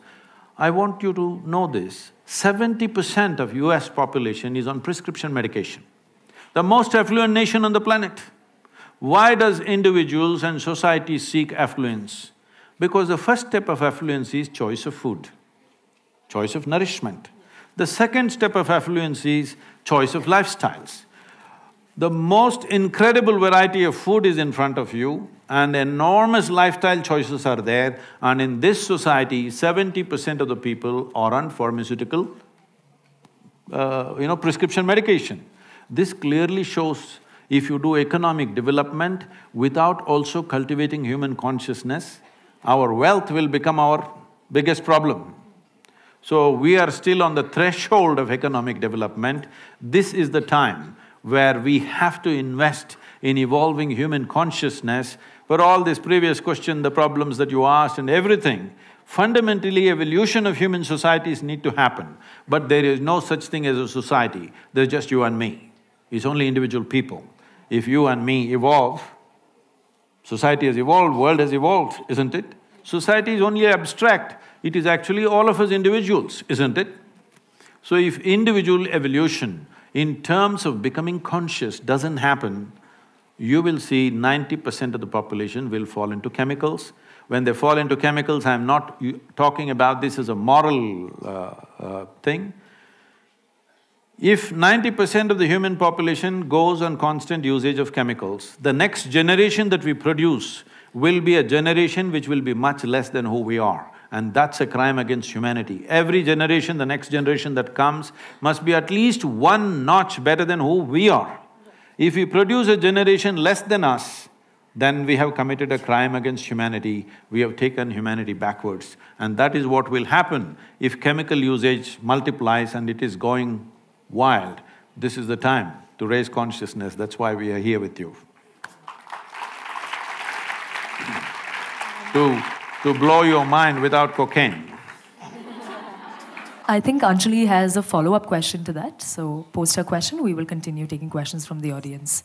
So just going back a little, so psychology and psychiatry has been infamously held by the neck because of pills. This is something that, has been like a raising concern in everybody's mind, because at least that stigma of going to counselors have fortunately come down a little, but the fact that people go to psychiatrists and the fact that they are prescribed pills is somehow still there. And the fact of the matter is that when a patient is put on pills, it's not the be-all and end-all of it. They do not stick to the pills for the rest of their lives. They are put on the pills so that the psychotherapy or like the therapy works on them, and little by little they are actually put off the pills. And until and unless that entire procedure of putting you off the pills and making you independently live without the pills happen, the procedure is incomplete. Unfortunately, a lot of these procedures are, left halfway because, people do not complete the term of, their therapy. But the entire science… You're telling me… I'm not rubbishing the science. I did not rubbish the science. I only said somewhere in a quote, not even a saying, somewhere past quote that was put out, I said, if things are going wrong with your life, it's bad enough. If you get depressed, you're only multiplying the problem. For this, the activists have been… You also? You also? Okay. Okay, I'll explain that. I very much understand. I'm closely associated with various people who are in the profession. And there are many people, because every day I'm meeting thousands of people, not everybody is perfectly sane, a lot of them go off, they need doctors' help, everything. It's not we're discounting that. But if you do not bring the fundamental responsibility in every human being that their physical and mental health is their business, if you do not bring this from an early age, you will see a lot more people will go off. Don't think everybody is pathologically ill, no.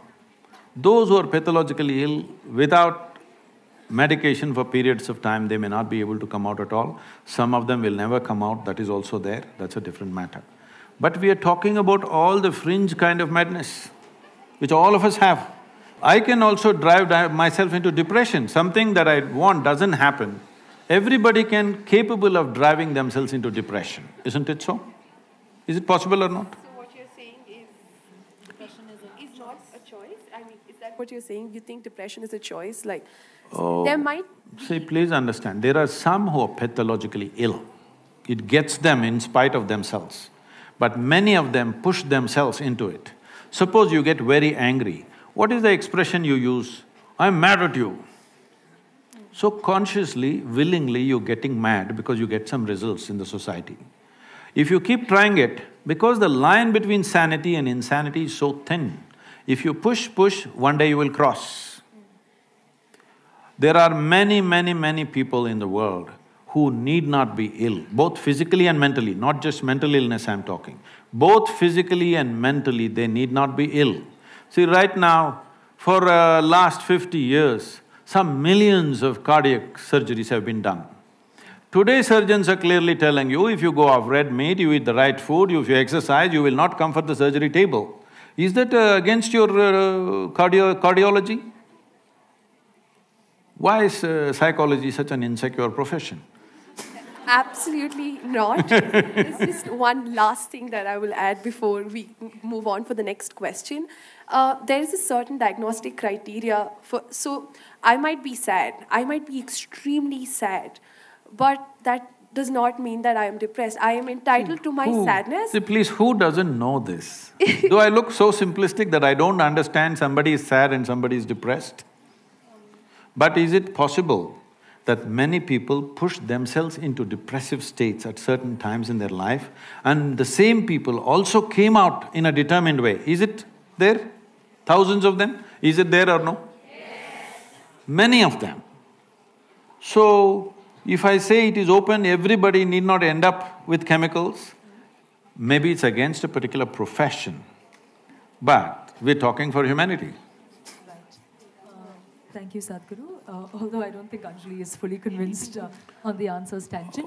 Questions will be taken from the audience. Yes, sir. Can the sir please be given a mic? How do you get fully convinced or not convinced on a fact? If it's your opinion, you can be convinced or not convinced. Is it a fact that many of you, I'm saying most of you are young, you've not seen much life, but even in this little life that you have seen, there were moments when you crossed your sadness and became depressed for a few days. Has it happened to you? Yes. And most of you have come out of it without anybody's help, or maybe with a friend or somebody who mentored you a little bit. Have you? These are facts, these are not opinions. All right. Yes. Question, please, sir. Please take on the mic. Namaste, Sadhguru. My name is Ujjwal D. Jain. I'm just a visitor, but I've been quite a lot following you and your teachings. I have just one question in mind. In today's day and age where students are very well connected on social media, and there are a number of ideas which have been shared on social media, both on and off social media, the main question which I want to ask is, many people find that there are an array of conflicting ideas which are floating around in social media. And sometimes, many a times, these ideas are equally appealing as to the conflicting idea.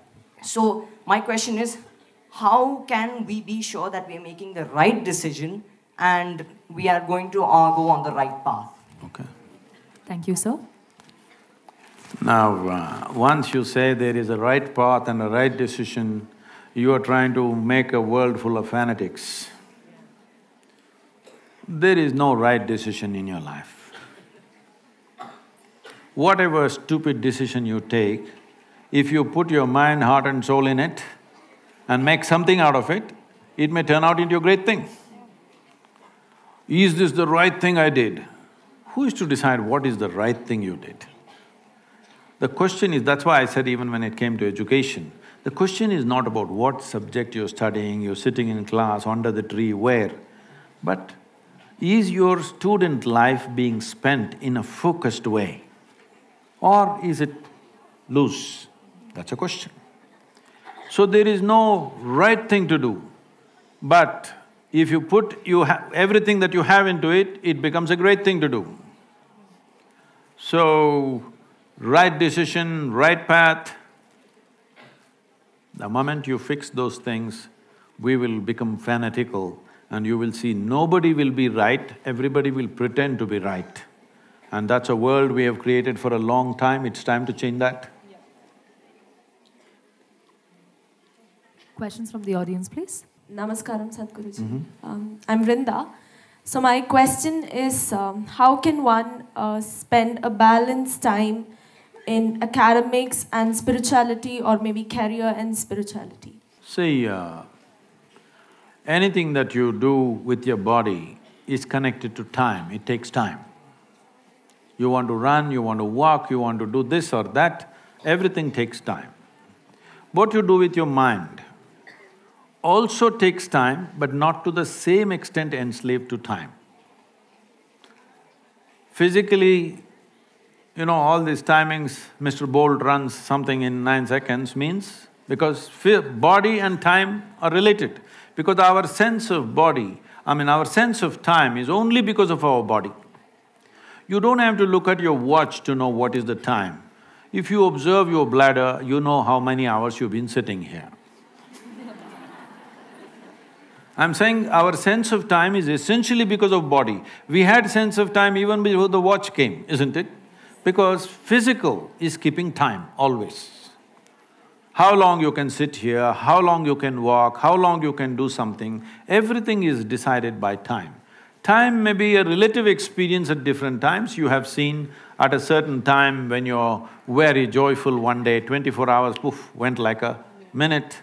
Another day you're little depressed. Clinically depressed. Then, that one day feels like a whole lifetime. See, when we are very miserable for some reason, that one day… I'm not picking on you, I'm just joking with you. I'll come for counseling. It's okay, right? Yeah. So, when somebody is very miserable, you will see time just won't roll. So time is a very relative experience, but still it's very directly connected to our body. If we did not have a body, suppose you don't have a body, you sit here for 10,000 years, what's the problem?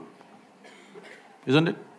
So when it comes to the mind, it is not as much enslaved to time as your physical body, but mind also has time. But there are dimensions within you which are not related to time. So, this thing about right path, wrong path, all these things largely relates itself to body because it takes time, it takes away life. If you just take a wrong turn, it'll take away life. Maybe you lost half an hour, but you lost not half an hour of time, you lost half an hour of life, isn't it? So when it comes to physical things, we must be little conscious of which turn to take because it takes away our time. Mentally, you can take any turn you want, whichever way you want, because it doesn't take much time. So when you talk about spiritual process, it doesn't take time at all, it's an inner dimension which doesn't relate to time. So your education, you may be studying, you may be running, you may be working, to be spiritual, it doesn't take time. Only little initial guidance may take time, afterwards it doesn't consume time because it's not physical in nature. Thank you so much, Sadhguru. We will be taking the last question from the audience. Yes, ma'am, please. Namaskaram, Sadhguru. Where are you? Okay. My name is Raman, and my question is that at some point or some other point, all of us, we feel kind of lost, like we're not connected to something, or this idea of not belonging anywhere. So what is that phase and how can we come out of it? That's called freedom. Yes. See, people are always talking about freedom, but they're always thinking how to bind themselves to something or somebody. If you're really lost in your life, you're absolutely free, isn't it? Hello? No? So, freedom is a territory which needs lot of maturing and culturing to handle. Otherwise, people doing compulsive things, they're thinking they're free. These are compulsive things. Somebody is drinking, if you say, why don't you not drink today, you can do it tomorrow. Why don't I have the freedom to drink? No, it's compulsive. If you're calling your compulsiveness as freedom, it's very unfortunate. You lost all your freedom in compulsiveness. So freedom is that kind of a territory where you have to culture yourself, mature yourself to exist free. Everybody, I think at some point, we provide these opportunities for young people to come and just be by yourself. No compulsive talking, no phone, no drink, no nothing, simple. You eat what you want for nourishment and then simply be. Everybody must spend at least a little bit of time like this, because only then you understand how compulsive you are. Unfortunately, we are translating compulsiveness as some kind of a goal in our life or freedom in our life. No. See, if you want to get somewhere in your life, get somewhere does not mean be better than somebody, do this, earn this, that, no. As a life, your experience of life should become a fantastic experience. So right now, all the crazy things that people are doing in their life, why? They drink, sexuality, temple, this, meditation, whatever they're doing. Why are they doing? Because they want their experience of life to become pleasant. Yes or no? Somebody hits the bottle, somebody hits somebody else, and somebody does something else, but essentially looking for pleasantness. If your body becomes pleasant, we call this health. I'm talking yoga now to you, officially. If your body becomes pleasant, we call this health. If it becomes very pleasant, we call it pleasure. If your mind becomes pleasant, we call this peace. If it becomes very pleasant, we call it joy. If your emotions become pleasant, we call it love. If it becomes very pleasant, we call it compassion. If your very life energies become pleasant, we call this blissfulness. If it becomes very pleasant, we call it ecstasy.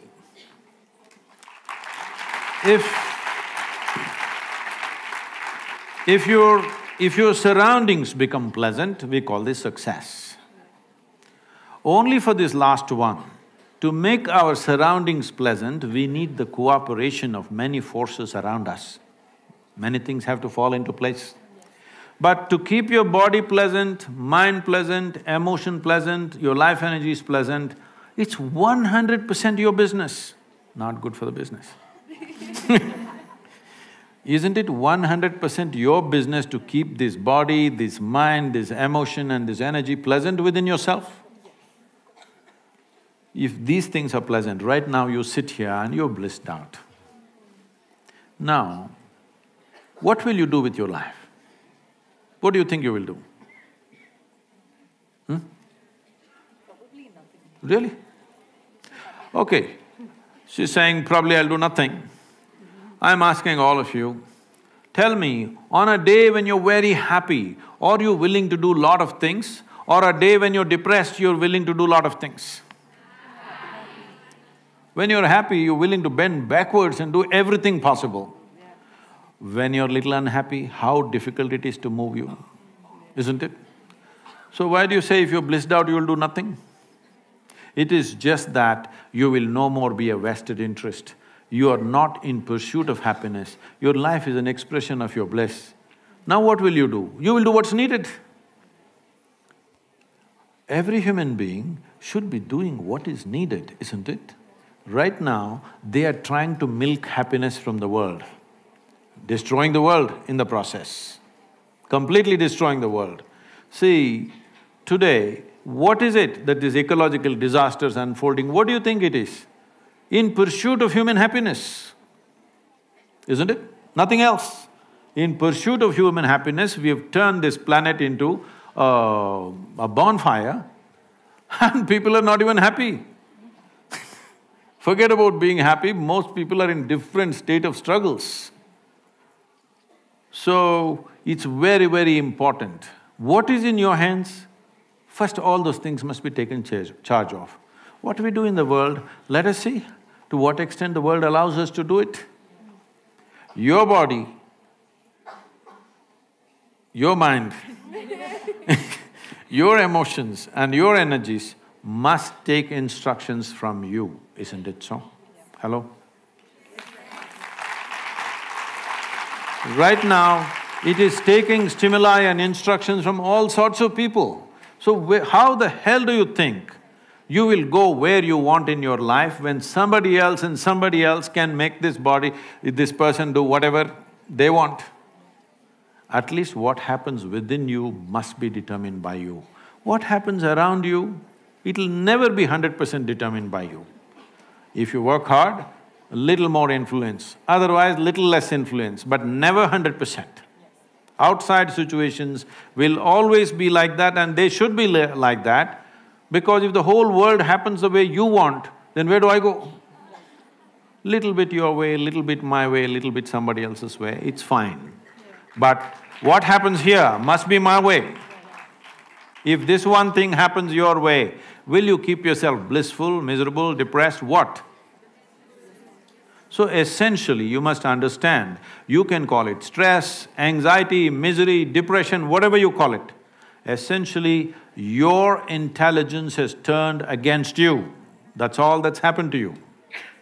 Because there is no any kind of knowledge in your education system from ABC to till this day, how to take charge of the faculties that you have within yourself. There is no addressing it at all. If you address it, people say, oh, you are archaic.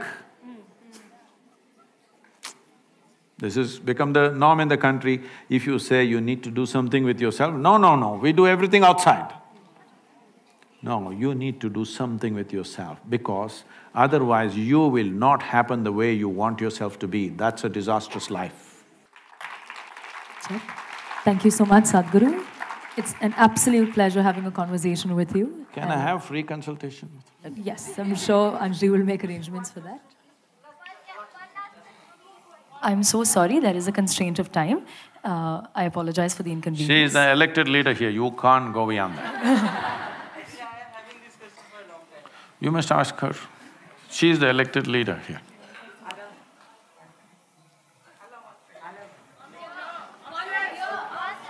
I can't cross over my deans, so go for it. Please ask the question.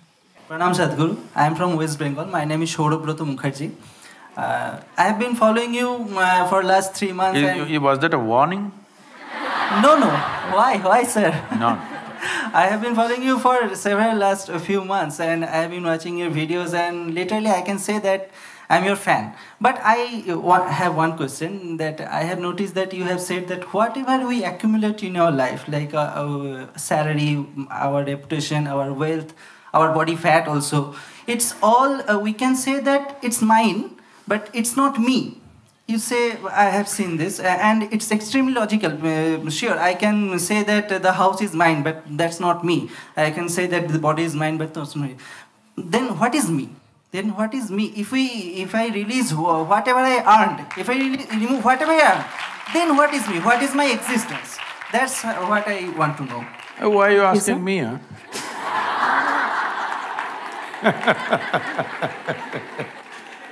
Listen now.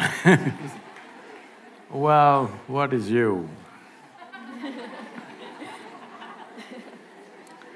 Right now, what you think is me is just a bundle of thoughts, emotions, ideas, prejudices, philosophies, ideologies, a hodgepodge of many things that you picked up. You're a scrapbook. That doesn't sound good. No, you're a cocktail. Shall we upgrade him a little more? You're a bouquet of flowers. All right. So what is you? This happened at the Cincinnati airport in Ohio, United States. People had lined up to check in at the airline ticket booth. One man just skipped the line and came straight in the front and thrust his ticket. The lady at the counter, she said, "Sir, there is a line." He said, "No, I'm in a hurry." She said, "Everybody's in a hurry, you're on the same plane. Please stand in the line." Then he said, "Do you know who I am?" She looked at him, promptly picked up the microphone and said, "There is a man here who does not know who he is, can somebody help him?" So, who am I is not a question that you ask somebody, it's a question that you ask yourself. Make it more and more profound. If you had stood up, this is like what you are asking is like a morning prayer, you know, how people pray. If you can learn one mantra, your child is doing, and phone also you can attend in between these days. Even in the temple, priest is attending the phone in between. All this. This happened closer to Christmas. A lady in Minnesota was praying. It was overheard by the neighbors. She was praying, "Dear God, please this time, last time that old fool Santa Claus came and he mistook my prayers. What I want is a thin, slim body and a fat bank balance. Last time he mistook this."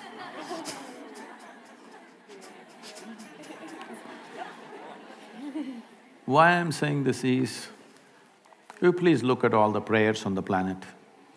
Dear God, give me this, give me that, save me, protect me. Does it look like something divine or does it look like simple survival? Survival outsourced. To survive on this planet, you just need 4 limbs and a few brain cells which work.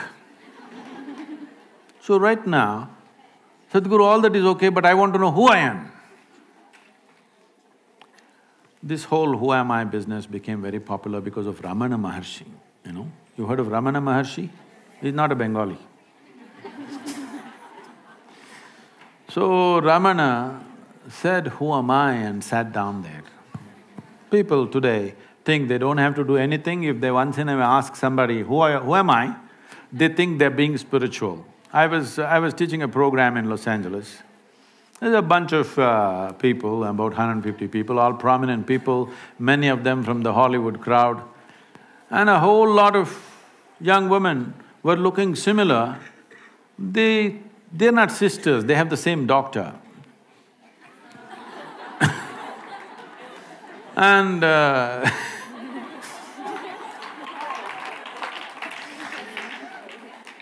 and then one of them says, "Sadhguru, I'm just teaching them a simple 21-minute practice." Why? To turn you inward. Because you're asking this question out, you will not find anything. If I tell you you are an Atman, Paramatman, nonsense, where does it take you? Just more vocabulary. See, if I tell you you are a soul, you are a divine entity, you are Atman, you are Paramatman, you didn't get anywhere. You just got more nonsensical vocabulary.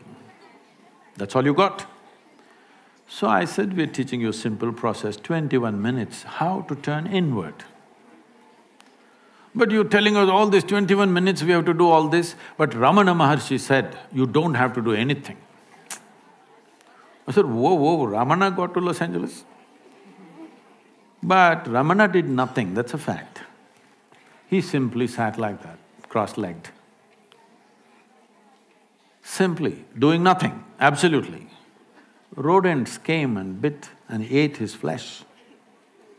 It festered, wounds, became worm-infected. He simply sat doing nothing.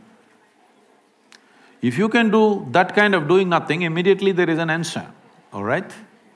But now in California, they made like this, if a mosquito bites, they'll call 911. Yes, that's how it is. In this state, you don't ask. So right now, if this is an existential question, this is not a small question. You don't know who you are. Is it a small problem? Huh? It is a fundamental problem, isn't it? And you're getting up and introducing yourself, where you… Bengal you come from and everything. And now you're asking the question is not matured yet. If you stood up and you could not ask question and tears came to you, I would have answered this question completely differently. But now it's a joke, so I'm joking with you. Is that okay? Huh? Question is there, it's a good thing, the question is there. But the question needs sharpness to penetrate. It still doesn't have enough intensity that it can penetrate something. It's right now a casual question. So right now, I can tell you something, who you are, but it's not in your experience. If I tell you something which is not in your experience, what can you do? You can believe it or you can disbelieve it. If you believe it, you are not any closer to it. If you disbelieve it, you're not any closer to it. If you believe me, you can go and tell some fancy positive story. If you disbelieve me, you can go and tell some negative story about me. But you have not moved an inch, isn't it? Yeah. So if you genuinely… if this question is burning within you, if tonight, if this question bothers you so much, you cannot sleep, you cannot sit, you cannot stand, if it bothers you like that, then you come, I'll give you something else, something totally different. To all the young women, because you're calling yourself millennials, so I'm thinking you're all 18. So to all of you, the simple thing is this, do whatever the hell you want, but do it well. Huh? That's all that matters.